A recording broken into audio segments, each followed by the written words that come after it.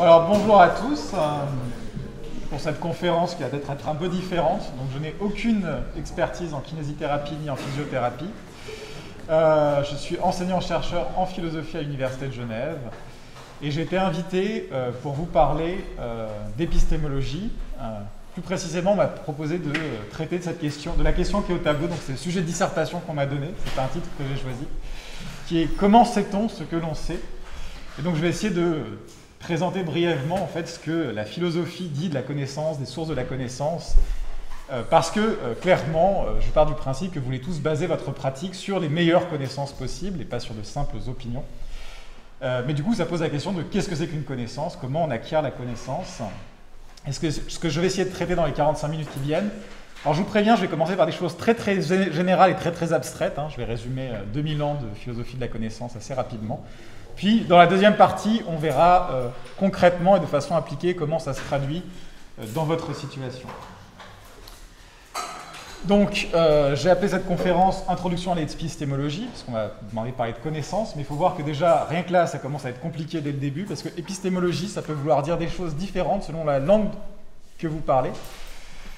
En français, souvent, historiquement, quand on parle d'épistémologie, on parle des philosophies des sciences, de comment marche la science, de ce qu'est la science. Mais partout ailleurs dans le monde, quand on parle d'épistémologie, particulièrement en anglais, on parle de philosophie de la connaissance, qui traite de ce qu'est la connaissance. Et la différence, c'est que la science n'est pas la seule forme de connaissance. Par exemple, vous savez qu'aujourd'hui, vous êtes ici, à Tours. A priori, ce n'est pas une connaissance scientifique, vous n'avez pas fait un protocole pour le savoir. Vous savez probablement comment vous vous appelez. Là aussi, je pense qu'on peut dire que vous connaissez votre date de naissance. Donc vous avez plein de choses qui ne sont pas scientifiques. Donc là, pour la conférence, je ne vais pas faire de la philosophie des sciences, je vais faire de la philosophie de la connaissance en général. Même si, on va retomber sur quelques questions rapides de philosophie des sciences, parce que les sciences sont une forme quand même assez privilégiée de connaissance. Alors du coup, un des thèmes de la philosophie de la connaissance, c'est qu'est-ce que c'est que la connaissance? Alors, la connaissance, c'est le fait de savoir quelque chose. Donc, je pense que là, on y va tout doucement. Donc vous savez, je sais qu'il fait beau dehors, je sais que je suis à Tours, vous avez une connaissance. Mais alors, qu'est-ce que c'est que la connaissance? Les philosophes sont d'accord sur un certain nombre de points, et puis ils ne sont pas d'accord sur un certain nombre d'autres points. Alors, je vais commencer sur les points sur lesquels ils sont d'accord. Déjà, pour savoir quelque chose, il faut croire cette chose-là. Si vous ne croyez pas que vous êtes à Tours, si vous êtes persuadé que, je sais pas, vous êtes à Lille, vous n'avez aucune chance de savoir que vous êtes à Tours. Donc, croire, là, il faut dire que croire, c'est juste tenir pour vrai, c'est penser que. Donc déjà, si vous croyez quelque chose, vous pensez que cette chose est vraie. Donc la deuxième condition, c'est qu'il faut que cette chose soit vraie. Vous ne pouvez pas connaître des choses fausses. Ça, c'est le deuxième point sur lequel les philosophes sont plus ou moins d'accord. C'est que vous ne pouvez pas savoir que les dinosaures sont encore vivants, vous ne pouvez pas savoir que la reine d'Angleterre est un reptilien, parce que c'est juste pas vrai, en fait. Donc là, je pense qu'on est sur le point de départ le plus consensuel possible. Peut-être que vous avez déjà des objections, mais on va dire que c'est assez consensuel dans la littérature. C'est que pour savoir quelque chose, il faut croire que cette chose est vraie. C'est un début. Mais ce qu'on sait depuis Platon, c'est un grand classique de l'histoire de la philosophie, c'est que ça ne suffit pas de croire que quelque chose est vrai pour le savoir. Donc un exemple très classique, c'est imaginez que vous êtes persuadé d'avoir des pouvoirs psychiques, vous êtes persuadé de pouvoir deviner à l'avance sur quelle face va tomber une pièce quand vous tirez à pile ou face. Bon, vous n'avez que 50% de réussite en vrai, mais vous êtes persuadé que c'est juste qu'il y a des fois vous êtes fatigué et puis il y a des ondes négatives qui viennent perturber vos pouvoirs. Donc voilà, vous tirez une pièce à pile ou face et vous êtes persuadé que vous savez que ça va être pile parce que vous êtes persuadé que vous avez ce pouvoir. Et puis la pièce tombe sur pile et vous dites « Ah, je le savais !»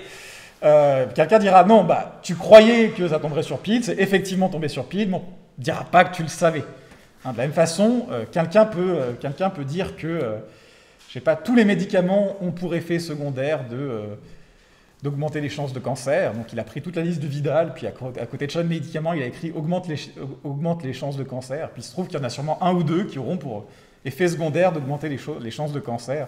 Puis on ne dira pas que le type le savait que ces médicaments augmenteraient les chances de cancer, c'est juste que forcément, il allait tomber juste à un moment donné. Donc il avait une croyance vraie au milieu de toutes ces croyances fausses, mais ça n'est pas encore une connaissance. Est-ce que ça va là-dessus ? Donc la question, c'est de savoir quelle est la condition à rajouter au fait de croire que quelque chose est vrai pour dire qu'on sait cette chose-là. Et une version classique qui a dominé l'histoire de la philosophie, c'est très simplement de dire que non seulement il faut croire que quelque chose est vrai, mais il faut avoir des justifications, des bonnes raisons de penser que cette chose est vraie. Il ne faut pas juste le croire comme ça. Et bon, ça c'est une vision qui remonte par exemple à Descartes, c'est l'idée que tant que je n'ai pas réussi à prouver au-delà de tout doute que quelque chose est vrai, tant que je n'ai pas de raison très solide de penser que quelque chose est vrai, je ne sais pas que cette chose est vraie. Alors là, vous pouvez avoir plusieurs degrés, hein. Donc chez Descartes, il faut vraiment que ça soit prouvé au-delà de tout doute. Donc c'est pour ça qu'au début, il se dit, bah, je ne sais pas trop si le monde extérieur existe.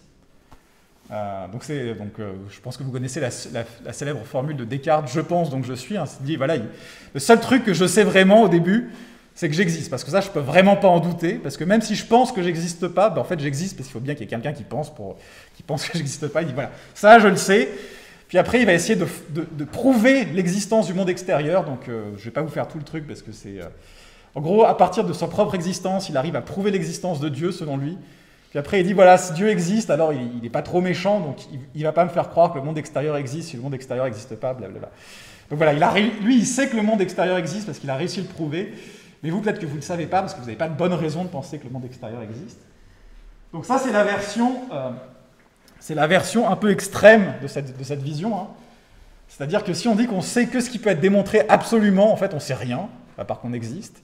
Donc on peut avoir, donc ça c'est le premier problème de cette vision, donc on peut avoir une version un peu plus édulcorée, qui est que, bon, je sais quelque chose quand j'ai des bonnes raisons moi-même de penser que c'est vrai, mais ce n'est pas forcément des raisons au-delà de tout doute. C'est que ça rend très probable cette chose-là. Par exemple, on peut dire que c'est probable que le monde extérieur existe, parce que sinon je ne vois pas pourquoi j'aurais ces expériences cohérentes, etc., etc. Et dans cette vision classique de la connaissance, l'idée c'est que je ne sais, ce qui a distingué la simple opinion, la croyance de la connaissance, c'est que j'ai moi-même fait ce raisonnement, je suis moi-même allé chercher les raisons, j'ai moi-même démontré les choses auxquelles je crois. Et une des conséquences de cette vision classique de la connaissance, c'est que tout ce que vous croyez parce qu'on vous l'a appris, ben vous ne le savez pas vraiment en fait. Parce qu'en fait, vous ne l'avez pas redémontré par vous-même. Et alors, à l'époque de Descartes, ça peut paraître plausible, parce que bon, les sciences ne sont pas très développées. Descartes, lui, bon, il est mathématicien, physicien, physiologue. Bon, voilà, les connaissances scientifiques sont assez limitées, donc lui, il les a toutes apprises par lui-même. Hein, il a participé à tous ces champs scientifiques. Mais maintenant, aujourd'hui, où les sciences sont tellement développées, c'est impossible de tout vérifier par nous-mêmes. Et donc, on devrait en conclure qu'en fait, toutes ces choses qu'on a apprises, vu qu'on n'est pas capable de les redémontrer par nous-mêmes, ben, on ne les sait pas vraiment. Et c'est une vision classique qui a cette conséquence paradoxale, mais qui est encore présente. Hein. Par exemple, il y a quelques mois, j'avais été à une conférence grand public à Lyon qui était sur l'esprit critique. Et un des conférenciers, qui était un défenseur de l'esprit critique, a dit « Mais comment vous savez que la Terre est ronde et qu'elle n'est pas plate ?» C'était un truc où les gens pouvaient répondre sur leur téléphone, puis ça s'affichait à l'écran. Puis il y a un certain nombre de gens qui ont dit en fait, parce qu'on me l'a appris, quoi, et puis parce que les scientifiques le disent, en fait. C'est comme ça que je sais que la Terre est ronde. Et puis le présentateur dit « Ah ouais, mais non, ça compte pas. Hein, moi, je veux des vraies preuves. » Donc vous voyez que c'est un peu cette vision-là, mais cette vision, elle est un peu classique, assez partagée d'une certaine façon, assez intuitive, mais en même temps, elle a pour conséquence qu'on ne sait pas grand-chose. Et alors, cette vision de la connaissance comme une croyance vraie qu'on est capable de justifier, pour laquelle on est capable de donner des raisons, a été battue en brèche dans la philosophie du XXe siècle sur la base d'un certain nombre d'expériences de pensée. Donc là, on rentre dans la partie la plus abstraite de la présentation. Après, ça ira un peu mieux. Qu'est-ce que c'est des expériences de pensée? C'est des exemples que les philosophes donnent pour dire, en fait, il y a des cas où on remplit cette définition, on a une croyance vraie et justifiée, mais en fait, on dirait pas qu'on sait. On dirait qu'on n'a quand même pas de connaissance. Alors, un cas, je vais essayer de développer, c'est le cas du zèbre. Alors, imaginez, vous visitez un zoo, alors je sais pas, il y a Beauval à côté, voilà. Vous visitez un zoo, vous voyez un zèbre, vous voyez un animal, voilà, qui a des rayures, etc. Vous en concluez que c'est un zèbre, vous concluez qu'il y a des zèbres au zoo de Beauval, et puis bon, on peut dire que vous savez qu'il y a des zèbres au zoo de Beauval. Pourquoi? Parce que vous croyez qu'il y a un zèbre, c'est vrai qu'il y a un zèbre au zoo, et vous avez des bonnes raisons de le croire, parce que vous avez vu un zèbre, vous avez vu un animal qui correspond à un zèbre. Maintenant, alors c'était une expérience de pensée, mais j'ai vu que c'était un vrai cas. En Égypte, il y a eu un scandale parce qu'il y avait un zoo qui avait trompé les touristes en peignant des ânes pour qu'ils ressemblent à des zèbres. Donc, Ça fait longtemps que les philosophes ont imaginé ce cas, mais il y a quelqu'un qui en a fait une application concrète pour gagner de l'argent, comme quoi finalement on peut toujours trouver une application à ces choses-là. Et bon, imaginez maintenant qu'effectivement, bon, là on va dire que c'est un zoo bizarre, c'est un zoo qui a des zèbres, mais il y a aussi un enclos où ils ont mis des ânes déguisés en zèbres. Donc moi je visite ce zoo, je vois l'âne peint en forme de zèbre, avec les motifs de zèbre. J'en déduis qu'il y a des zèbres dans le zoo. Et en fait, il y a vraiment des zèbres. C'est juste que je ne les ai pas croisés, c'était dans un autre enclos. Donc j'ai une croyance vraie, il y a des zèbres dans le zoo. Et puis elle est justifiée, parce que quand même, j'ai vu un truc qui ressemblait à un zèbre, etc. Mais là, on n'a quand même pas envie de dire que je sais, d'après les philosophes, on n'a pas envie de dire que je sais vraiment qu'il y a des zèbres dans le zoo, parce qu'il semble que ma raison n'est pas bonne. Et pourtant, c'est la même que si j'avais vu un vrai zèbre. Un autre exemple dans le même genre, pour vous donner l'idée, c'est le cas du journal. Donc il faut imaginer, vous lisez dans le journal qu'un célèbre dictateur d'un pays étranger est mort, et puis vous lisez ça dans le journal, vous le croyez, et puis le célèbre dictateur étranger est vraiment mort. Vous allez dire que vous savez que le célèbre dictateur étranger est vraiment mort. Mais si vous prenez un cas parallèle où en fait vous lisez le journal, vous voyez que un célèbre dictateur étranger est vraiment mort, mais l'information a été transmise au journal par quelqu'un en fait qui a juste donné cette info pour avoir de l'argent, il l'a complètement inventé. Donc le journal retransmet cette info qui est donnée par quelqu'un qui n'a aucune idée de si le célèbre dictateur est mort, mais il se trouve que le célèbre dictateur est aussi mort en parallèle le même jour. Donc vous avez une bonne raison de savoir que vous avez une bonne raison de penser que le célèbre dictateur est mort, puisque c'est quand même dans le journal. Et la croyance est vraie, le célèbre dictateur est mort, mais ça paraît quand même bizarre. Donc il faut quelque chose en plus, et ce que certains philosophes ont proposé, c'est qu'en fait ce qui compte pour savoir si on sait quelque chose, c'est pas que nous soyons capables de nous-mêmes de donner une justification, des raisons, c'est pas la justification interne, c'est pas ce qu'il y a dans notre tête, les raisons qu'on a pour notre croyance, mais c'est ce qu'il y a à l'extérieur, c'est-à-dire si le processus qui nous a amené à croire ceci est fiable. Et qu'est-ce que ça veut dire s'il est fiable? Ça veut dire est-ce qu'il traque la vérité? C'est-à-dire est-ce qu'il m'aurait donné une autre croyance si la vérité avait été différente? Par exemple, si je crois qu'il y a des zèbres dans le zoo parce que j'ai vraiment vu un zèbre, eh bien, s'il n'y avait pas eu de zèbre, j'aurais pas vu les zèbres, j'aurais pas cru qu'il y avait de zèbres. Donc ma croyance aurait été calibrée sur la réalité, si vous voyez. Tandis que dans le cas où je crois qu'il y a des zèbres parce que j'ai vu les ânes, même s'il y a vraiment des zèbres, ben j'aurais cru qu'il y a des zèbres, même s'il n'y avait pas de zèbres. Et de la même façon, dans le cas du dictateur, si le journal avait une information fiable, il n'aurait pas dit qu'un dictateur était mort, et donc j'aurais pas cru que le dictateur était mort si le dictateur n'était pas mort. Mais dans le cas bizarre que j'ai donné, j'ai une croyance vraie, mais j'aurais quand même eu cette croyance, même si le dictateur n'était pas mort. Donc, plutôt que parler de justification, du fait d'avoir des raisons personnelles, beaucoup de philosophes maintenant essaient de définir la connaissance comme une croyance qui est sensible à la vérité, c'est-à-dire qui est produite par un processus qui va changer selon la réalité, en fait, qui aura amené une croyance différente si la réalité avait été différente. C'est ce qu'on appelle un processus qui traque la vérité. Je ne sais pas si vous voyez l'idée. C'est-à-dire, si la vérité avait été différente, ma croyance aurait été différente. Donc, par exemple, dans le cas où du mec qui pensait que tous les médicaments avaient des effets secondaires qui causaient le cancer, même s'il n'y avait aucun médicament qui avait un effet secondaire qui causait le cancer, ben, il aurait quand même eu cette croyance, donc cette croyance ne traque pas la vérité. Du coup, c'est en philosophie de la connaissance, c'est ce qu'on appelle l'externalisme de la connaissance, c'est-à-dire que la connaissance ne dépend pas vraiment uniquement de ce qui se passe à l'intérieur de nous, mais aussi de ce qui se passe à l'extérieur, de l'ensemble du réseau d'informations dans lequel je suis pris. Et un exemple qui est utilisé pour montrer cette distinction en philosophie, c'est imaginer quelqu'un qui, suite à un accident vasculaire cérébral, un coup sur la tête, une exposition aux rayons gamma, je ne sais pas, développe un super pouvoir, c'est-à-dire qu'il développe un nouveau sens, il est capable de percevoir la température de la pièce avec exactitude. Dans cette conception de la connaissance, on pourrait dire que cette personne sait quelle température il fait dans la pièce, parce qu'il a développé un processus fiable pour savoir quelle température il fait dans la pièce, même si lui n'a aucune idée de comment ça marche, et si en fait il n'a pas de raison de penser, là tout de suite, il n'a pas de raison de penser que ce processus est fiable. Il n'a pas encore étalonné le truc, il n'a pas encore fait des tests chez lui pour savoir s'il avait toujours cru que la température était bonne, mais juste le fait qu'il soit relié à la vérité par un processus fiable fait de sa croyance une connaissance. Et alors comment ça se relie un peu à votre situation de façon un peu plus concrète, j'y arrive doucement. Eh bien, une chose que cette conception de la vérité, de la connaissance a développée en philosophie, c'est ce qu'on appelle l'épistémologie sociale. C'est-à-dire que dans la conception classique, comme pour savoir quelque chose, il fallait avoir des bonnes raisons personnelles de croire que cette chose était vraie, il fallait être capable de le démontrer par nous-mêmes, il fallait être capable de le prouver par nous-mêmes. En fait, dès que j'avais une connaissance qui m'était transmise par autrui, c'était un argument d'autorité, donc c'était mal, et donc je ne savais pas vraiment, vous voyez ? Il fallait penser par soi-même, dans le sens où il fallait tout redémontrer par soi-même.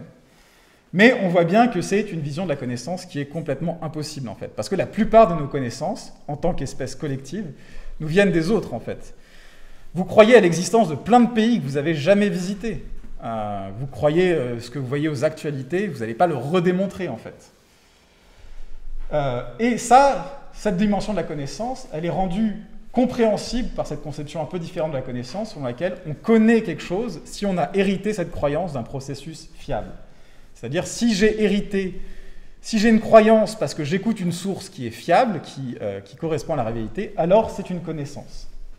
Et donc c'est ainsi que, dans cette conception de la connaissance, ça n'est pas quelque chose qui est juste personnel, que chacun recherche pour soi, c'est le fruit d'un travail que nous faisons tous de manière collective.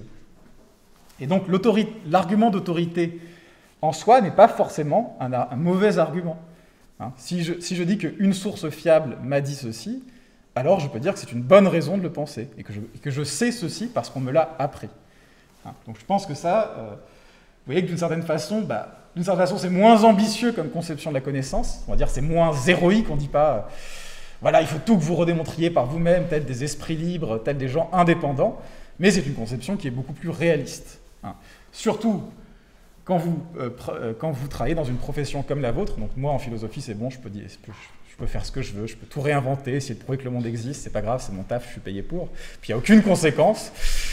Mais quand vous soignez des gens, par exemple, c'est un peu plus dangereux de se dire je vais pas écouter ce qu'ont dit toutes les autres personnes qui ont pratiqué avant moi, c'est toutes les autres personnes qui travaillent sur le sujet, je vais essayer de tout redémontrer à partir de mon expérience personnelle et de mon raisonnement.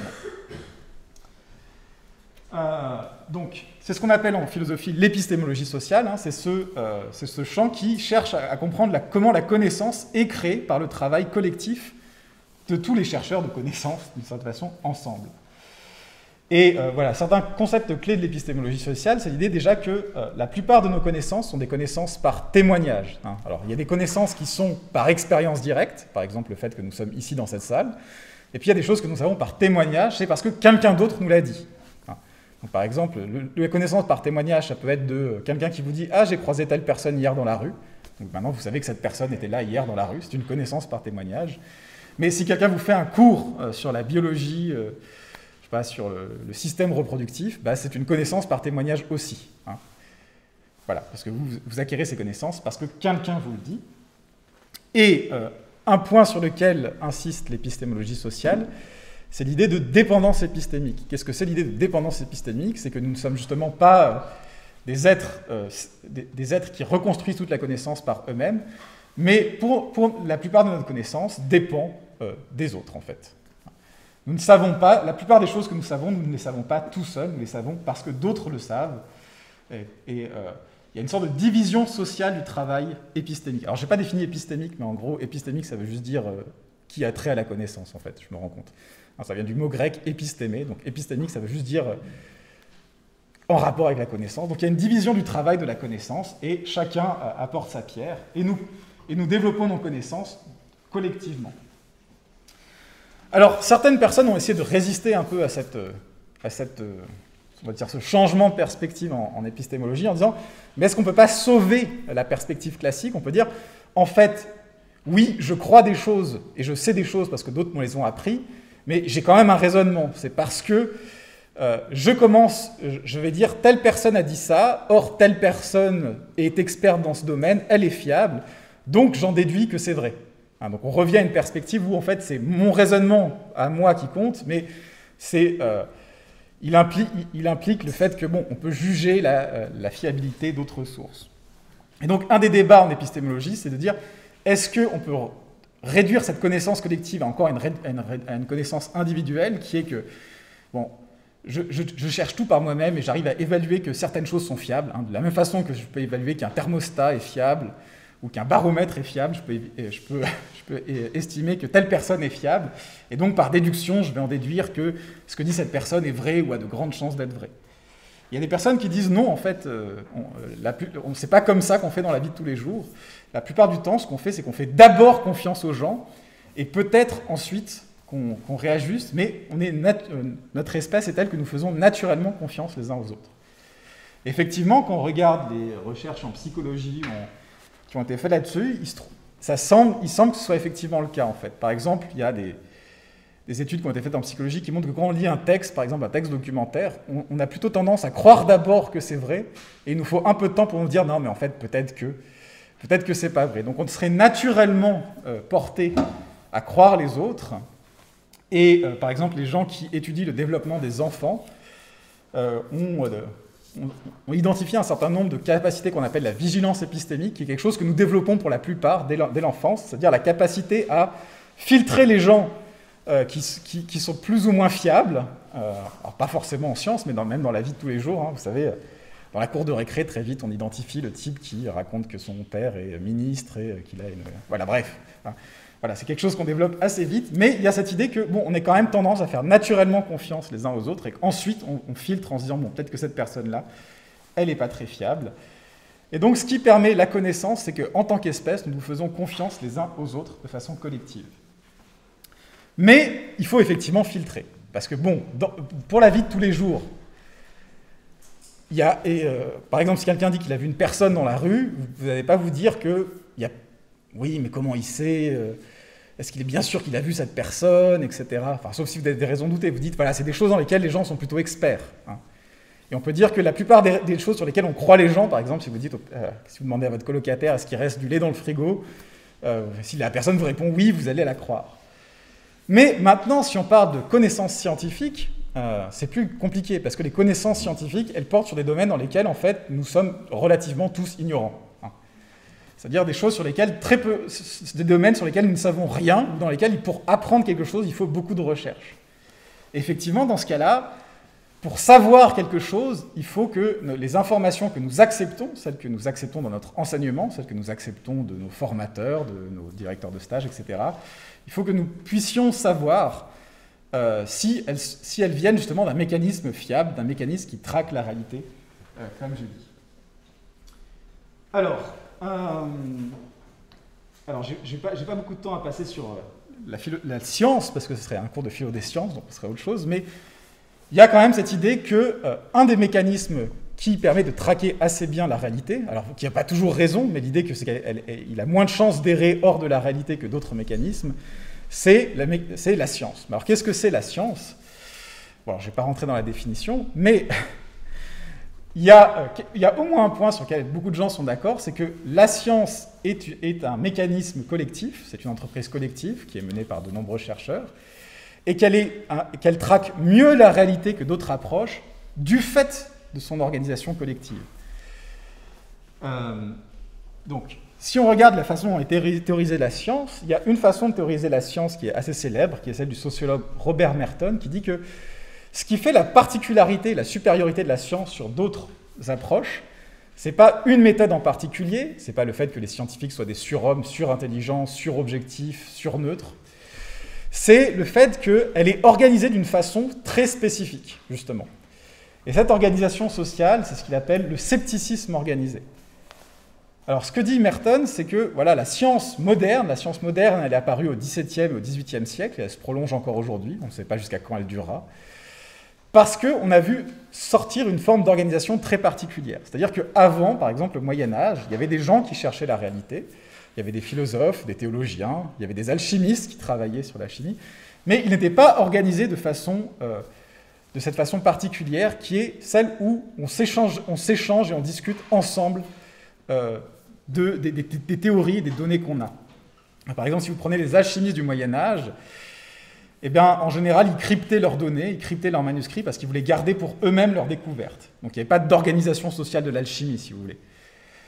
Ce que dit Merton, et ce avec quoi beaucoup de philosophes des sciences sont d'accord, c'est que ce qui est apparu à partir du XVIIe, XVIIIe siècle, c'est une organisation sociale particulière dans laquelle on cherche collectivement la vérité de façon non complaisante. C'est-à-dire qu'on peut avoir des gens qui cherchent la vérité en groupe, mais qui sont plus ou moins tous d'accord avec les autres, ou quand ils ne sont pas d'accord, ils se disent « c'est pas grave, ce qui compte, c'est ce qui nous réunit ». Tandis que l'organisation de la science est telle qu'on va plutôt insister sur les points sur lesquels on n'est pas d'accord. Donc pour Merton, il y a 4 points importants à l'organisation sociale de la science. Bon, la première, dont je ne vais pas trop parler, c'est le désintéressement, c'est l'idée qu'il faut que les scientifiques recherchent la vérité pour la vérité. Alors, ils ont le droit de rechercher aussi la vérité pour être payés en parallèle, hein, c'est pas le problème. Vous voyez, c'est un peu comme un médecin. Un médecin, il peut soigner les gens parce qu'il est payé pour ça, mais ça peut aussi l'intéresser de soigner les gens parce qu'il veut aider les gens. C'est pas incompatible. Donc ce que dit Merton, c'est pas qu'il faut que tous les scientifiques soient bénévoles, mais c'est qu'il faut qu'il y ait un certain intérêt pour la vérité de la part des scientifiques. Et puis bon, quand on voit par exemple comment en France, combien sont payés les scientifiques, on peut se dire qu'il y a un certain désintéressement. Moi je suis payé en Suisse, donc je dis pas ça pour me plaindre moi. Voilà, je dis, voilà, c'est par pure compassion avec mes collègues. Voilà, donc on peut supposer une certaine part de désintéressement du part de la communauté scientifique. Mais ce qui est beaucoup plus important dans l'image que donne Merton, ce sont les autres particularités de la science qu'il développe, qui sont d'un côté ce qu'il appelle le communisme. Ah, voilà.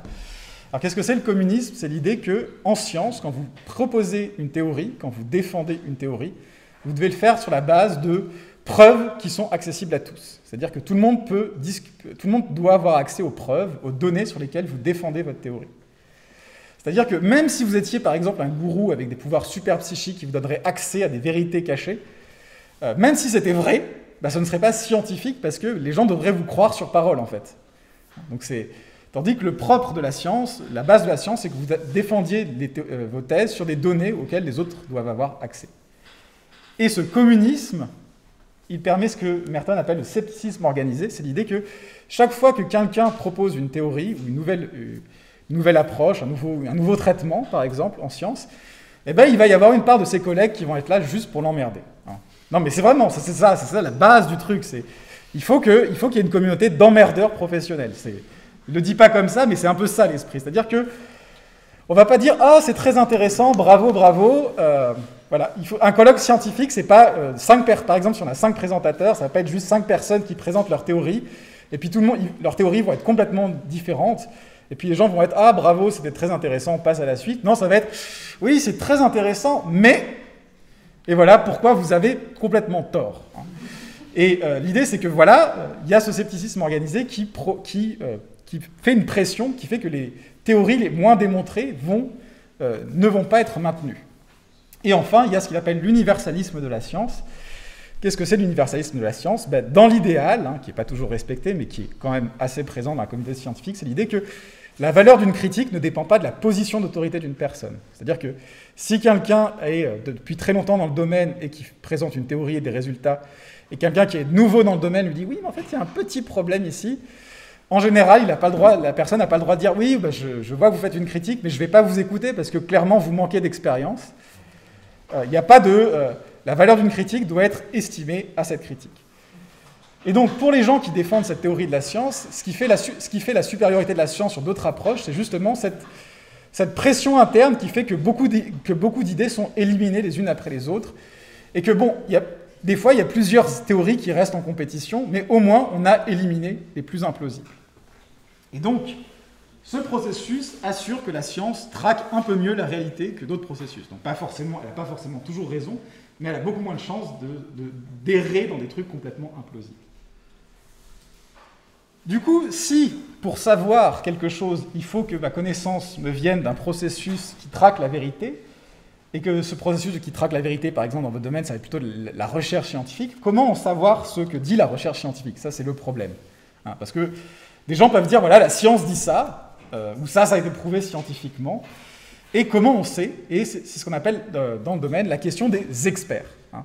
C'est-à-dire qu'il va falloir écouter les experts pour savoir ce que dit la science. Voilà, on dit écouter les experts, mais du coup, ça se pose la question de savoir qu'est-ce que c'est qu'un expert et comment est-ce qu'on le reconnaît.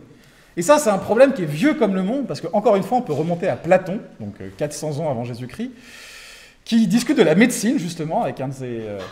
il met en scène Socrate, comme toujours dans les dialogues de Platon, qui discute avec quelqu'un en disant, voilà, comment faire pour savoir qui est un vrai médecin? Et une des difficultés qui est soulevée dans le dialogue, et à laquelle Platon ne répond pas, c'est de dire...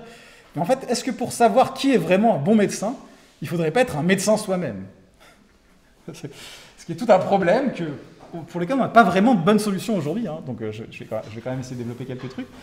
C'est l'idée que bon, si on n'est pas expert soi-même, c'est pas toujours facile de savoir qui est expert. Si vous n'êtes pas chercheur vous-même, si vous n'êtes pas dans un domaine de recherche vous-même, c'est dur de savoir qui est une fraude ou qui est quelqu'un qui est compétent dans le domaine mais ne reflète pas vraiment l'état du domaine quand il parle, ou qui est vraiment un expert fiable.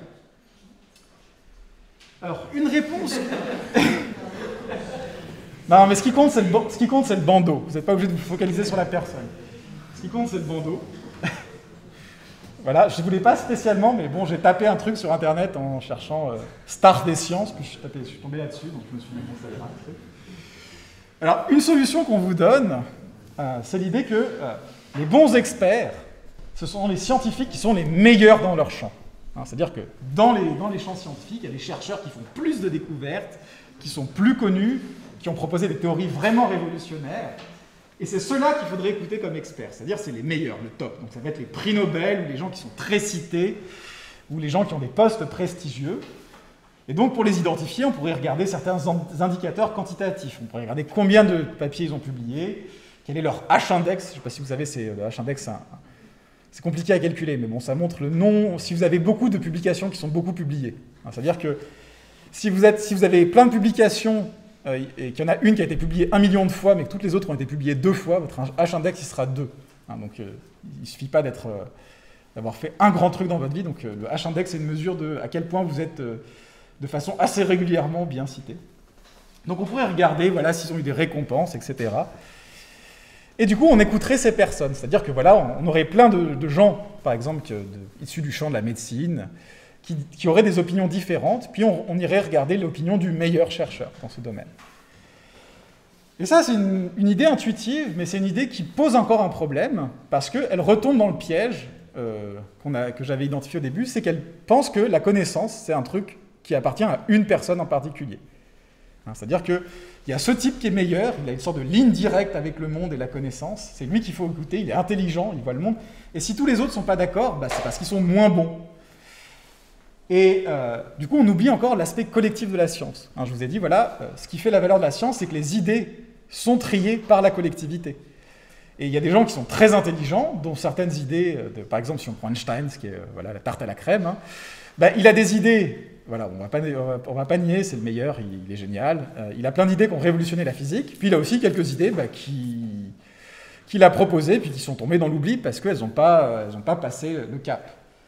Donc ce qui compte, ce n'est pas ce que dit la personne la plus intelligente, c'est quelles idées ont été renommées gardées par la communauté. Et ça, c'est peut-être là que se pose la distinction entre deux arguments d'autorité.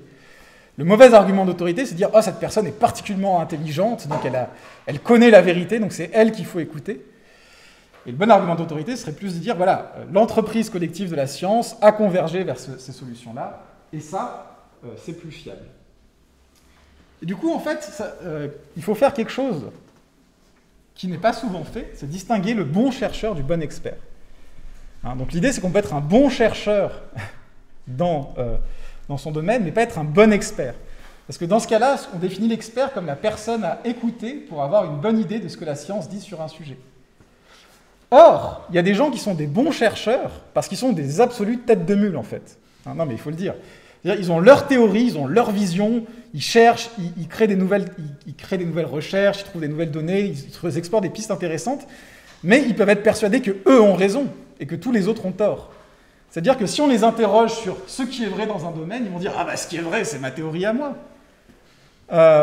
Et ça ne les empêche pas d'être des bons chercheurs, en fait. Mais par contre, en tant qu'experts qui doivent exposer l'état de la science, ils sont juste très mauvais et terribles. Et ça, c'est une distinction qui est très rarement faite et qu'il faut voir. C'est qu'il y a, par exemple, il y a des gens qui sont peut-être des chercheurs normaux, pas exceptionnels, pas spécialement mauvais, mais qui sont par contre, par exemple, assez bons pour restituer l'état d'un champ. Par exemple, je ne suis pas du tout chercheur en philosophie de la connaissance. J'ai rien écrit en philosophie de la connaissance. Je suis juste compétent dans le domaine. Donc voilà, je vous fais... mais bon, je pense que pour l'exposition courante, je compte comme un expert parce que je connais assez bien le champ pour vous dire ce que les gens qui travaillent dans le champ considèrent comme plausible ou pas plausible. Donc un expert, il faut bien voir que ce n'est pas la même chose qu'un bon chercheur. Un expert scientifique, c'est une personne qui connaît bien le champ scientifique. Donc souvent, il faut que ça soit un chercheur. Parce que pour bien connaître l'état d'un champ scientifique, il faut être à l'intérieur. Mais ça n'est pas la même chose qu'être le meilleur chercheur qu'être le meilleur expert. L'expert, c'est celui qui est capable de donner une image représentative du consensus scientifique et de l'état de la recherche du champ à ce moment-là.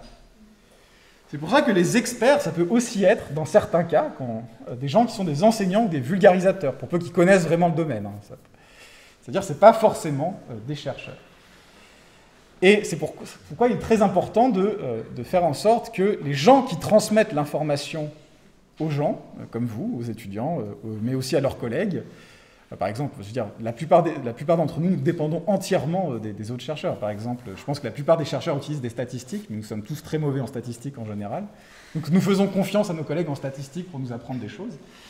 Donc tout le monde fait confiance à tout le monde, mais il faut être sûr que les gens qui informent les autres soient en lien avec la recherche, c'est-à-dire adaptent leurs connaissances au dernier état de la recherche. C'est pour ça qu'il est très important que les enseignants, les vulgarisateurs ou les experts qui transmettent l'information au public, il faut voir s'il existe un lien entre ce qu'ils enseignent et la recherche actuelle.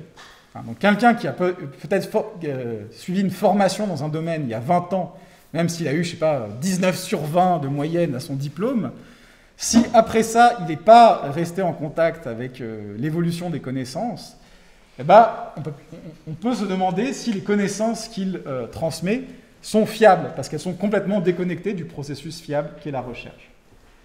Donc voilà, qu'est-ce qu'un expert dans ce cas-là? C'est quelqu'un qui est capable de restituer de façon honnête le consensus dans un champ scientifique.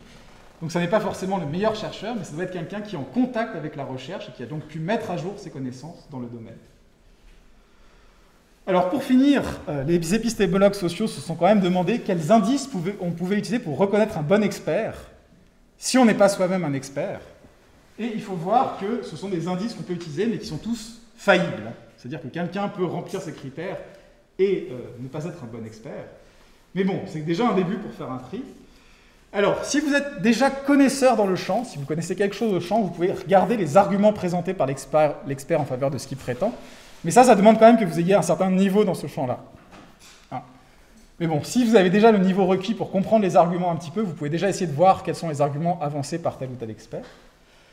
Alors, très important, il y a l'accord des autres experts. C'est-à-dire que s'il y a quelqu'un qui dit qu'il est expert dans un champ et qui dit quelque chose, mais que tous les autres experts disent « Non, il n'est pas vraiment expert » ou « Oui, il est expert dans ce champ, mais il raconte n'importe quoi », là, il donne son propre avis.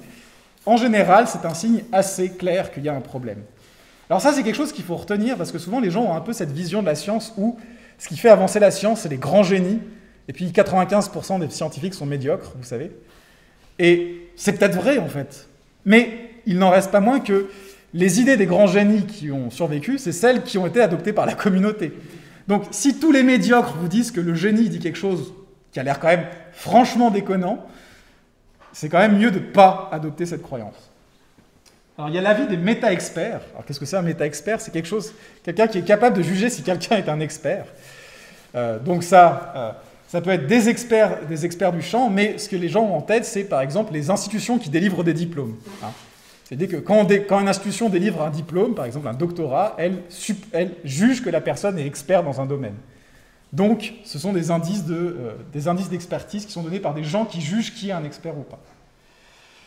Après, un truc qui est un peu dangereux, il y a la présence de biais et de conflits d'intérêts. C'est l'idée que, voilà, si vous pensez que l'expert qui se prononce a un intérêt personnel à dire que la vérité c'est ça plutôt qu'autre chose, il ne faut pas tout de suite arrêter de le croire, mais il faut vous dire que si un autre expert dit quelque chose, peut-être qu'un des facteurs explicatifs, c'est que cet expert a un intérêt personnel. Alors ça, c'est un truc qui est dangereux, parce que c'est aussi quelque chose qui est très abusé par les pseudo-experts pour disqualifier les experts. Parce qu'en médecine, souvent, les gens qui sont des pseudo-experts, ils ne connaissent rien à la médecine, ça fait longtemps qu'ils sont en dehors du circuit médical, donc forcément, ils n'ont aucune relation avec l'industrie pharmaceutique, par exemple. Mais ce n'est pas parce qu'ils sont vertueux, c'est juste que l'industrie pharmaceutique ne va rien avoir à faire avec eux. Aucun intérêt. Donc du coup, si vous allez juste par ce critère-là, ça peut être un petit peu dangereux. Et enfin, il y a ce qu'on appelle le track record des experts, c'est-à-dire leur succès passé, c'est-à-dire leur succès scientifique. Est-ce qu'ils ont découvert des vérités dans leur champ? Est-ce qu'ils ont fait des publications? mais aussi en tant qu'experts, s'ils ont fait des prédictions, est-ce que ces prédictions étaient vraies?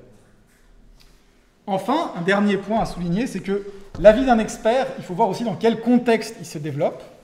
Par exemple, si on interroge un expert sur des choses qui sont déjà connues dans son champ, on peut suivre l'avis de l'expert comme plutôt fiable, mais si on demande à l'expert d'extrapoler les connaissances qu'il a dans son champ à de nouveaux sujets, par exemple, un nouveau virus vient d'arriver, ça fait que 2 mois qu'on le connaît, puis on vous dit, à votre avis, il va se passer quoi? Là, il faut se dire, bon, il essaye de faire quelque chose, mais à ce stade-là, il est en train d'extrapoler à partir de ce qu'on sait déjà sur de nouvelles situations, et donc, ça n'est pas sûr qu'il fasse de bonnes prédictions, en fait. Parce que c'est beaucoup plus dur de faire des prédictions sur des choses qu'on ne connaît pas encore que de parler de choses qui ont déjà été établies. Donc ça aussi, il faut bien faire la différence de dans quel domaine on interroge l'expert. Et il y a pas mal de données qui supposent que l'expertise est généralement très fragile quand on commence à demander aux experts de se prononcer sur des choses qui n'ont pas encore fait d'objet d'étude, qui sont plus ou moins nouvelles. Donc là, j'ai mis un livre qui est assez connu, mais c'est en économie politique. C'est Philip Tetlock, qui est un psychologue qui a interrogé beaucoup d'experts politiques américains, des gens qui passent à la télé pour conseiller, etc., qui leur a demandé pendant, je crois, 8 ou 10 ans de faire des prédictions sur des sujets, et qui a regardé un peu vraiment leur taux de prédiction exact. En gros, ils étaient très très nuls. Mais ce qui est intéressant, c'est qu'en général, les gens ne s'aperçoivent pas qu'ils sont nuls, en fait, parce que les experts sont capables ensuite soit de plus jamais reparler de leurs échecs pour se concentrer sur les trucs qu'ils ont vraiment bien prédits, soit de formuler leurs trucs de façon assez vague pour que ça puisse être tiré dans un sens ou de l'autre. Donc c'est pour ça que c'est toujours difficile de juger le succès des experts sur est-ce que leur prédiction a été bonne ou pas, parce qu'en général, c'est assez dur sans un protocole très strict de réussir à évaluer l'expert. Donc voilà, c'est très compliqué d'identifier les experts. On ne va pas cacher la vérité en disant qu'il y a une formule miracle, mais si vous voulez vraiment que vos croyances soient des connaissances, il faut vraiment que vos croyances dépendent de sources fiables, par exemple la recherche scientifique dans votre domaine, et pas de sources dont on n'a pas de raison de penser que leur opinion change avec la réalité. Voilà. Alors je me suis un peu pressé parce que je ne me rappelais plus s'il fallait finir à écart ou à 5 ou à 0. Ah merde. J'ai eu un blanc.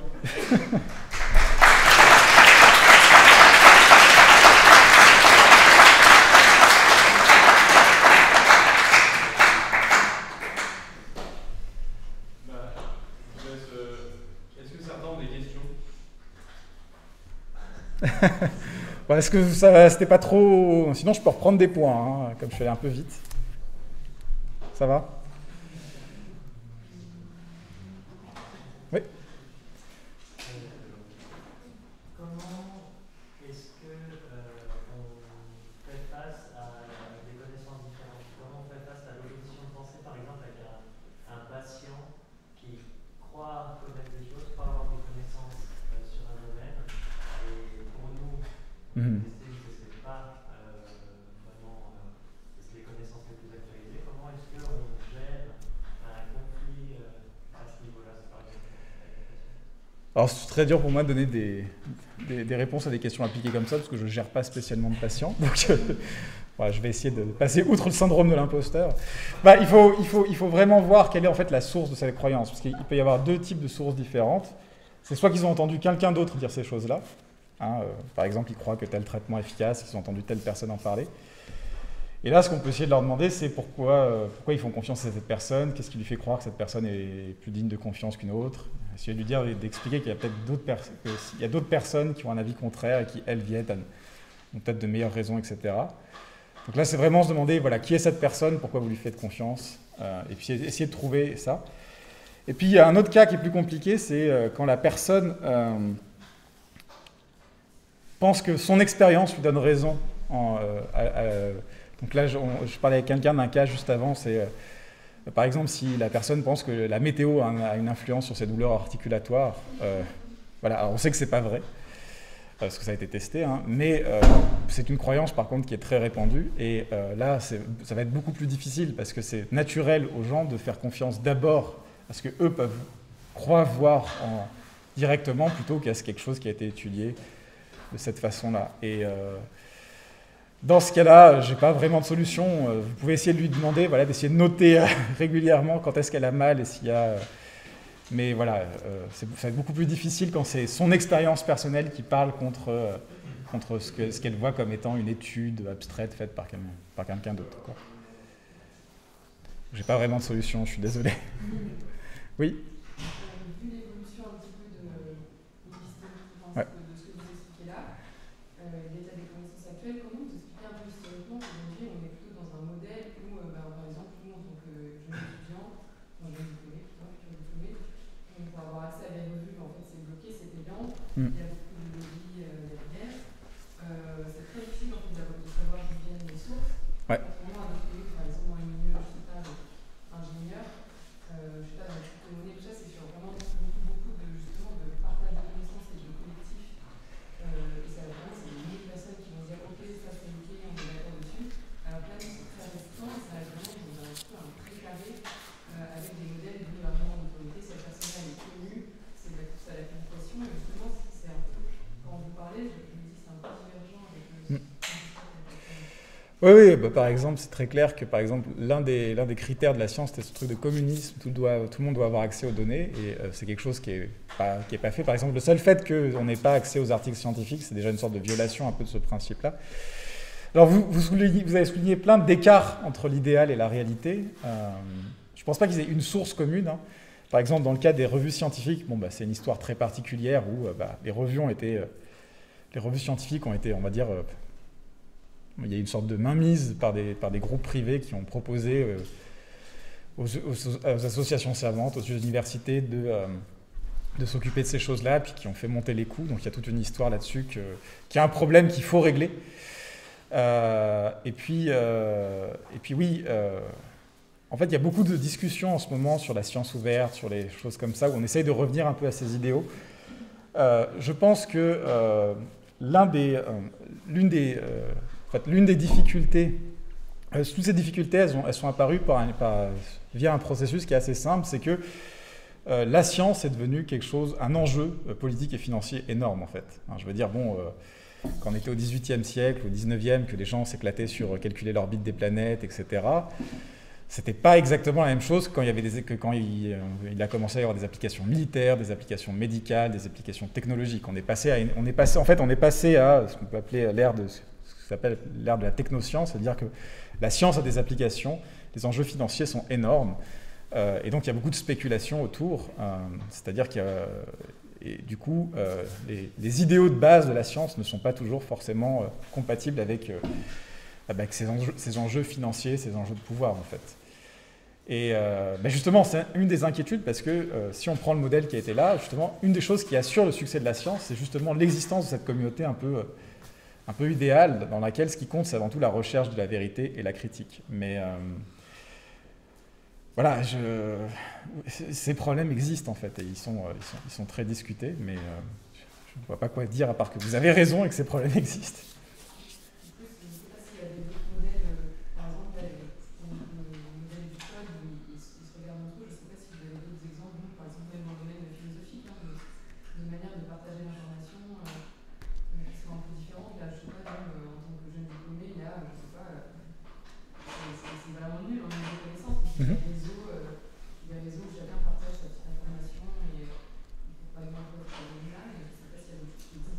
Alors, dans pas mal de disciplines, il y a les sociétés scientifiques qui sont censées faire des... Peut-être que ça... Je connais pas assez bien le monde de kinésithérapie, physiothérapie, donc je sais pas à quel point il y a des instances officielles, mais dans pas mal de domaines, il y a des instances qui font régulièrement des rapports ou des synthèses des connaissances sur certains sujets qui peuvent être d'utilité. Par exemple, en médecine, des associations de médecine ou la Haute Autorité de Santé font des rapports collectifs où ils essayent de mettre ensemble, de faire un état des connaissances qui peut aider les personnes à se retrouver dans cette littérature.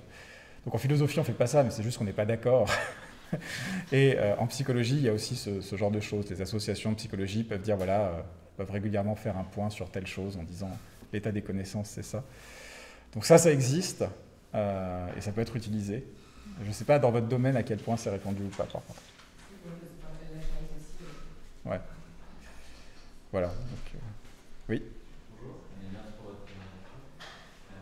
que vous avez connaissance historiquement ou dans la philosophie d'autres méthodes autres que la méthode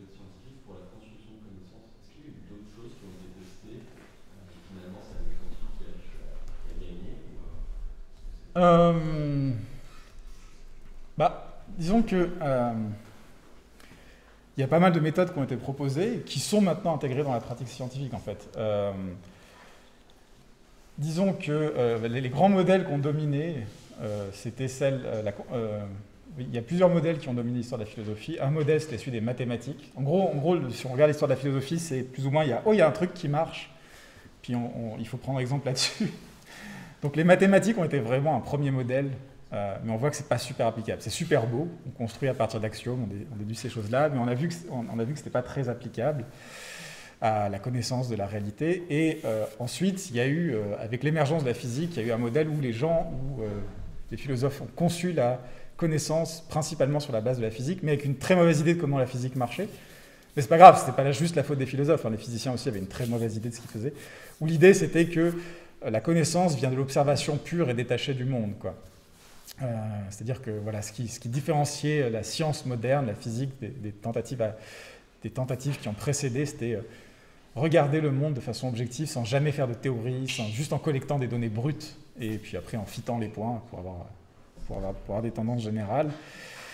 Et ça aussi, c'est quelque chose qui, en philosophie, a été poursuivi pendant très longtemps, et puis on a vu que ça menait à des choses implausibles, en fait, parce que voilà, si on se base uniquement sur ce qu'on observe, la plupart des concepts physiques sautent. Mais il y a des gens comme ça, il y a des philosophes et des physiciens très connus comme Ernst Mach qui défendaient cette vision des sciences, qui disaient voilà, l'atome c'est pas un concept, c'est un concept métaphysique, ça peut pas être un concept physique puisqu'on peut pas l'observer. C'est des choses très compliquées. Donc la plupart des théorisations de la connaissance, elles ont été basées sur la méthode. Celle que je viens de présenter, qui est basée sur l'organisation sociale, c'est quelque chose qui est assez récent. Mais c'est aussi parce que c'était basé sur cette conception de la connaissance, où une connaissance, c'est quelque chose si je peux refaire la trajectoire moi-même, en fait. Donc il y a une méthode que je peux réutiliser moi-même. Et ces choses-là, en général, elles ont été abandonnées parce que, encore une fois, au fur et à mesure qu'on a mieux compris comment les sciences marchaient, on a vu qu'elles ne s'appliquaient pas au fonctionnement des sciences, en fait. Voilà, mais bon, c'est des choses qui dans la vie de tous les jours fonctionnent par contre. Vous pouvez faire des déductions, de l'observation. Par exemple, la raison pour laquelle je pense que je suis à Tours, c'est parce que... la raison pour laquelle je pense que je suis dans cette salle, c'est parce que je vois la salle. C'est pas parce que j'ai eu un dialogue collectif de scepticisme organisé avec vous. Mais voilà. Oui, attendez, vous étiez avant peut-être. Non, je ne sais plus. J'arrive. Merci beaucoup pour la présentation. En fait, en science, on a tendance à se baser, nous en tout cas dans le domaine biomédical, sur beaucoup la méthodologie qui a été faite, et on a tendance à juger cette méthodologie. Ouais. Et le problème, c'est que ça, c'est limité pour nous en tant que cliniciens, parce qu'on se retrouve, nous, face à des individualités. Et du coup, en fait, on a besoin souvent de construire une connaissance avec le patient, mais qui soit une connaissance basée sur des manipulations d'idées ou de concepts, en fait, qui finalement se rapproche, je pense, beaucoup de la façon dont vous construisez la connaissance en philosophie, en fait. Et ma question, c'est comment juger que le raisonnement, qui est un raisonnement unique, puisqu'il est face à un patient qui est unique, comment vous jugez-vous la pertinence d'une connaissance créée à partir d'idées, à partir de manipulations de concepts? Est-ce qu'il y a une méthodologie aussi? Alors j'aurais besoin d'un cas un peu plus explicite, par exemple, si vous avez l'idée. Ouais. Alors, par exemple, si je suis en face d'un patient, par exemple, qui a la maladie de Parkinson, eh bien, je sais que pour les Parkinson, ce qu'il faut faire, ce qui fonctionne, ça va être de l'activité physique très haute intensité et avec, par exemple, du renforcement musculaire et non inférieur. Voilà. Ça, c'est ce qui est montré dans la science de manière générale. Et le problème, c'est que, par exemple, la personne qui est en face de nous, c'est une personne qui, en plus, combine autre chose. Une démence, peut-être qui est en plus, à laquelle je vais ajouter des paramètres qui fait qu'elle est unique. Et du coup, je me retrouve à devoir peut-être faire quelque chose avec lui qui ne correspond pas à la science, à ce que dit la science, pour ces grands groupes de Parkinson, par exemple.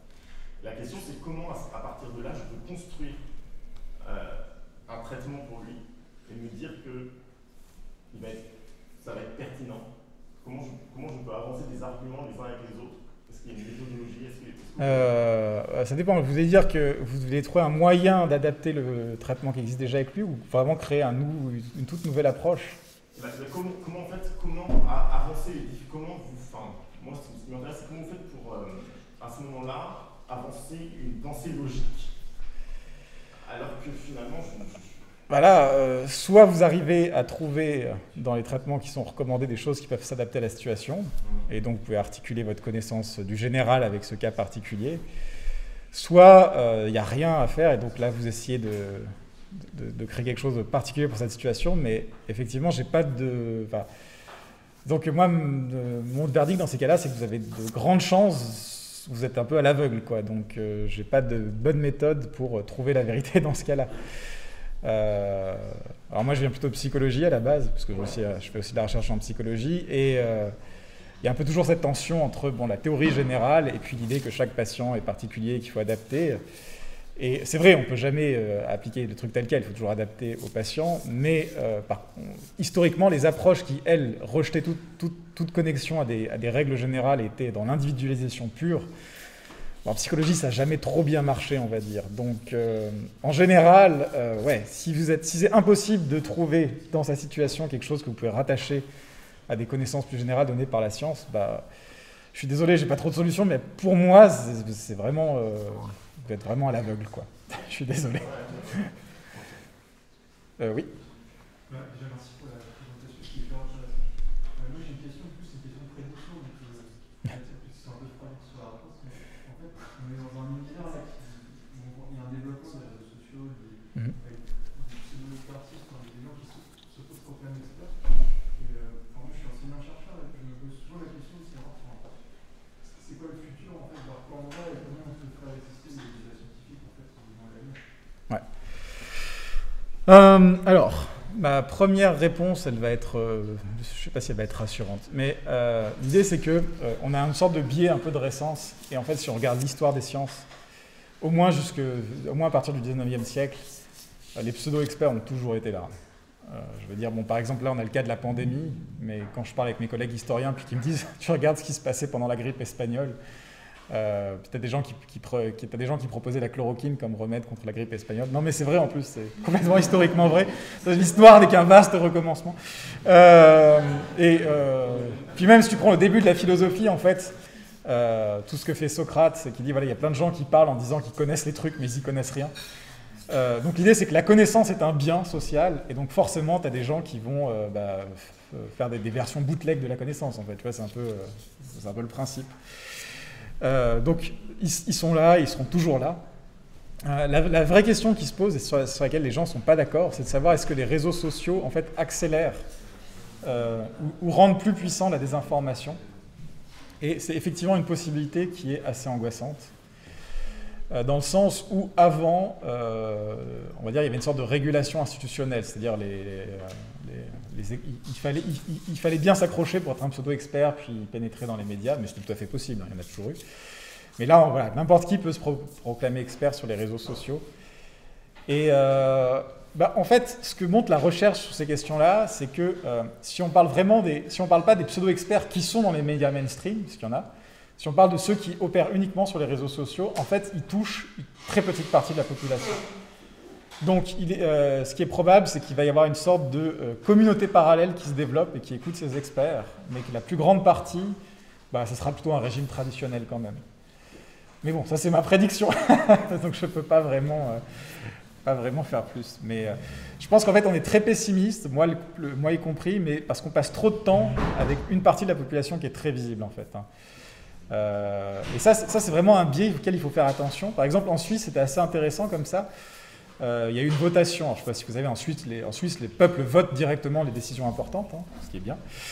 Et il y avait toute une campagne contre les mesures sanitaires, très présente sur les réseaux, très médiatisée, tout ce que vous voulez. Et puis au référendum, à la votation, ils se sont fait rouler dessus, mais massivement. Ça n'a pas été un cheveu, ça a été...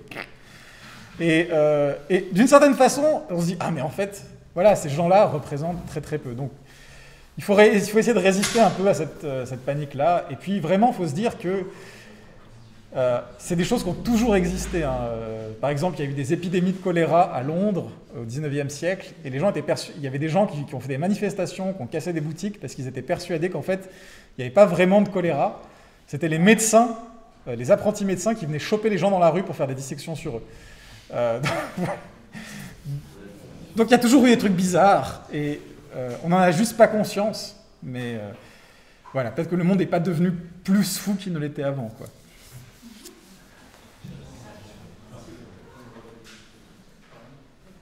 Ah, il reste 30 secondes, allons-y vite. Est-ce que vous voyez l'expert comme celui qui fait le lien entre le monde de la recherche et le domaine public?